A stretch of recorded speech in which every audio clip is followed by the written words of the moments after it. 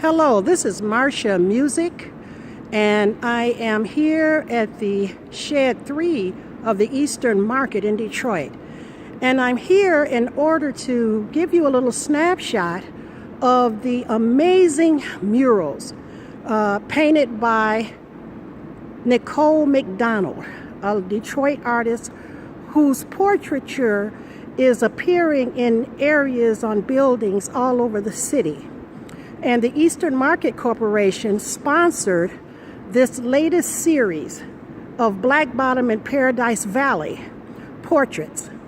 These are people who were associated with Black Bottom and Paradise Valley, and it is a real effort on the part of not just the Eastern Market, but the other sponsors of Nicole Mcdonald's series, because it is real labor to ensure that these important African American figures and leaders of our community are seen, and that the African American legacy in this city is not invisible.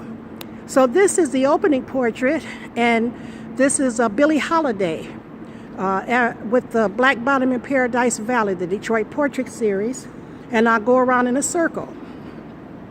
This is Mayor Coleman Young, who is, of course, an iconic Detroit figure, was the first Detroit's African Americans mayor, and who was really responsible for really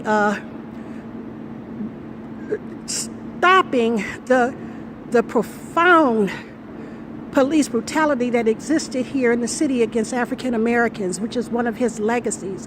And I think that time will show his contributions as a mayor, as he has been vilified down through the years. But I think time will be kind to Coleman Young in many ways. This is Joe Louis. And Joe Louis is an important figure, not only as a boxer, but as a symbol against fascism in the world, because his fight during the Nazi period, in which he knocked out one of the athletes associated with Nazi Germany, established him as a fighter against Hitler and against Nazism. And so he is a very important figure, not only in Detroit, but in the world. This is General Baker, who is widely understood to be one of the very first resistors of the Vietnam War, and also he was a labor activist and a revolutionary figure, not only here but throughout the country and the world. And General Baker is one of the people who was really fighting very hard against discrimination in the labor movement itself. And he passed away a couple of years ago, but is so highly regarded by so many people here and beyond. This lady is Fannie Peck, who is an African American woman, is a woman that was associated with Hastings Street, with whom I am not familiar, but she obviously is a very significant person in the Black Bottom area. This is Alberta Adams. Alberta Adams is a very, very beloved blues singer that was singing in the Paradise Valley in Black Bottom days, and it is wonderful to see her portrait here. We go on to two iconic figures, the Reverend C.L. Franklin and his daughter Aretha. And the Reverend C.L. Franklin is known as the man with the golden voice. That's what he was called back in the day because of his extraordinary preaching. And Aretha was his daughter, who began to sing in the church choir. And she was, of course, known for her amazing voice as well. And she remains with us as a real symbol of music in Detroit. Lastly, this is Joe Von Battle, who also is my father. And I was just pleased beyond measure to see him honored in such a way. He was a record producer and is acknowledged to have been the first African-American independent record producer in the post-war period. And he was responsible for recording many blues artists such as John Lee Hooker, Johnny Bassett, many Detroit musicians on Hastings Street. And he was the sole producer of the work of the Reverend C.L. Franklin, who we just discussed. He also recorded Aretha at the age of 14. He is the first to ever record her voice. So it was through Jovan Battle's work as a producer that the Franklins received so much of the renown that they had. So this is my father. I am pleased so much that he is here.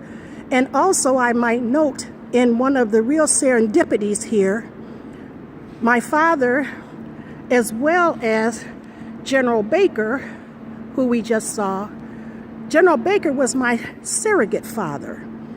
He came into my life and guided me as a young person, particularly in the years when my own father became afflicted with alcoholism and was truly challenged by such an affliction.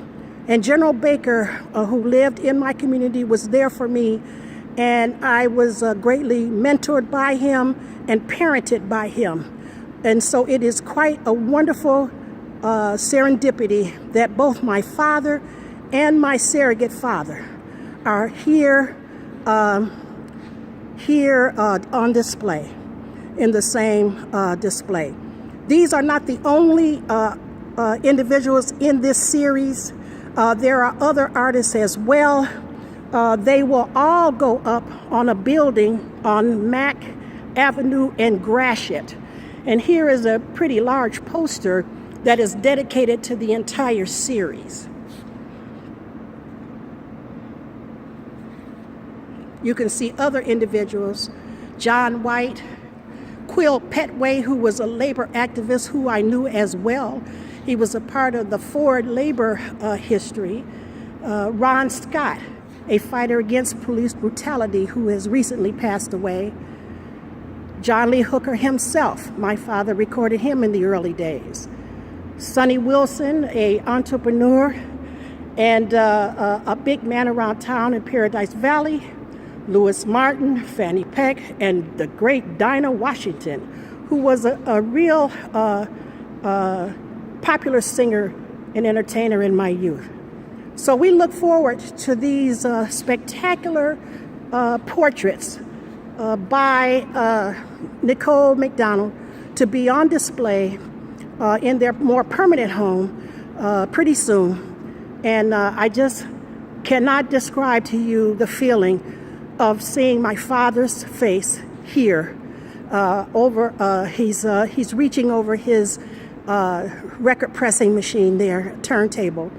And that's my daddy. That's all I want to say. And I'm so grateful that I have been here to uphold his legacy. It would be such an honor for him to know that he was here at the Easter Market, where he used to take me to buy live chickens in the morning before he went to the record shop. So it's a wonderful thing. I thank the Easter Market Corporation for not only allowing me to do this little filming, but for helping to sponsor this entire project. Thank you very much.